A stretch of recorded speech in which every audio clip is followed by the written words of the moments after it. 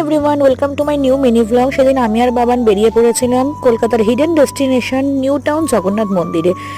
আমরা পৌঁছেও গেছি, দেখতেই পাচ্ছ। এক্সাক্ট লোকেশনটা হলো কারিগরি ভবনের একদম পাশেই। আর দিনের বেলাটা দেখতে ঠিক এতটাই সুন্দর লাগছিল। আর এটা ওপেনিং হয় সকাল 8টা থেকে দুপুর 10টা, আবার বিকেল 4টা থেকে রাত 10টার সময়। আর রাত্রেবেলাটা অপরূপ সৌন্দর্য লাগে যখন এটা লাইটিং গুলো জ্বলে। দেখতেই পাচ্ছ এখানে যে সমুদ্র মন্থন হচ্ছে সেটাও দেখানো হচ্ছে। আমার তো দেখে খুব ভালো লেগেছিল। যারা ইকো পার্ক ঘুরতে আসো তারা প্লিজ একবার এখানে ঘুরে যেও। আমি তো এখানে গিয়ে মনটা আমার খুশ হয়ে গেছে। এখানে আরো 3খানা মন্দির আছে, তোমরা সেটাও ঘুরে দেখতে পারো। ভিতরে দেখলাম আমরা জগন্নাথ দেবকে, তারপর এখানে পাশেই ছিল বজরংবলী আর রাম সীতা লক্ষণের একটা মূর্তি। একসাথেই মন্দিরের ভিতর এই 3টে ভগবানের মূর্তি ছিল। সন্ধ্যেবেলাটা অনেক ফোয়ারাগুলো জ্বালিয়ে দিয়েছিল, আরো ভালো লাগছিল।